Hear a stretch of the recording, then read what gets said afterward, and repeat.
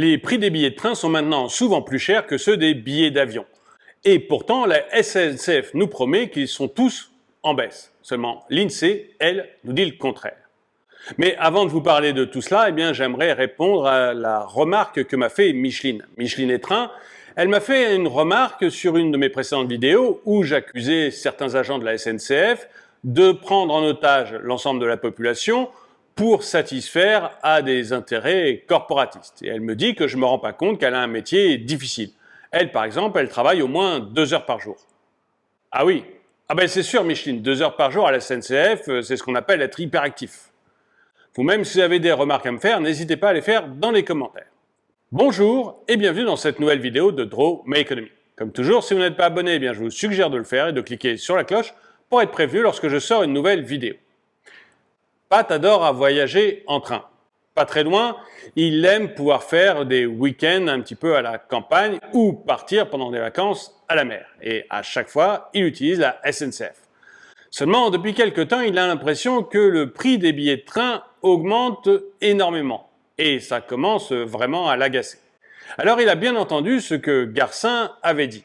Garcin Lazare, c'est le patron de la SNCF, et il proclame partout qu'en fait, les prix des billets de train n'ont pas augmenté depuis 2015. Il dit même que depuis 2019, les prix ont baissé de 7%. Ceci dit, c'est pas du tout l'impression qu'a Pat. Et c'est pas non plus l'impression qu'a l'INSEE. L'INSEE, elle a fait des calculs et elle affirme qu'entre avril 2021 et avril 2022, le prix des billets de train a augmenté de 15%. Et donc, Pat trouve que vraiment, il y a une exagération à la SNCF. Alors, Garcin est-il un menteur? Eh bien, pas vraiment. En fait, Garcin est joueur. C'est un bout en train. Garcin, il joue avec le prix des billets de train. En fait, avant 1993, les prix de la SNCF étaient extrêmement encadrés. C'était un prix au kilomètre. Plus vous fassiez de kilomètres, plus ça coûtait cher. Ça semblait assez logique. Et puis avec les réformes Balladur de 1993, on a autorisé la SNCF à faire ce que font les compagnies aériennes, du yield management. Le système est relativement simple. La SNCF a une obligation imposée par l'État, ne pas dépasser un certain prix. Mais en dessous de ce prix, elle est totalement libre. Du coup, ce qu'a fait Garcin, c'est qu'il a compté le nombre de billets qu'il avait dans un TGV. Et il les a divisés en plusieurs catégories. Grosso modo, on va dire qu'il y a 5 catégories, mais ce n'est pas du tout officiel. Donc on va dire 5 catégories. Les prix de ceux de la catégorie 1 sont les moins chers. C'est ceux que Garcin met en vente en premier. Tant qu'il reste des billets de la catégorie A, ils sont à la vente. Et puis, au bout d'un moment, il n'y a plus de billets de la catégorie A. Et du coup, Garcin met en vente ceux de la catégorie B, qui sont un petit peu plus chers, etc., jusqu'à la dernière catégorie. Bref, les billets de train, plus vous les achetez tôt, et moins ils sont chers. Mais ça ne fait pas forcément les affaires de Pat.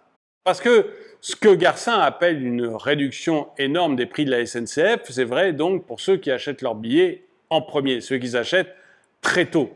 Mais pour Pat qui décide d'aller en week-end un peu d'un jour sur l'autre, ou qui décide 15 jours avant ou un mois avant de partir en vacances, les billets, il les achète au maximum. Et si aujourd'hui vous essayez de trouver un billet de train pour août pour partir à Bordeaux ou pour partir dans le sud de la France, vous paierez plein pot. Et quand Pat et d'autres usagers se sont plaints auprès de Garcin, celui-ci leur a conseillé de prendre un abonnement, une carte à 49 € qui leur permet de limiter le prix des billets qu'ils achèteront après. Bref, les clients de la SNCF, ils ont le choix entre acheter une carte à 49 € pour limiter le prix des trajets qu'ils auront après, ou alors acheter leurs billets très longtemps à l'avance pour être sûr de bénéficier de prix avantageux. Et Pat, lui, il se demande vraiment si sur les longs trajets, il ne va pas commencer à prendre l'avion et la voiture pour les courts trajets. Et vous, qu'est-ce que vous en pensez? Est-ce que vous subissez aussi cette augmentation des prix de la SNCF? Est-ce que vous la trouvez normale? Ou est-ce que vous avez trouvé d'autres moyens de transport? Dites-le moi dans les commentaires. Et le dicton du jour. Comme les œufs, les temps sont durs. Merci d'avoir regardé cette vidéo, mettez-lui un pouce vers le haut, commentez-la, partagez-la. Merci à tous ceux qui soutiennent la chaîne et je vous dis À très bientôt.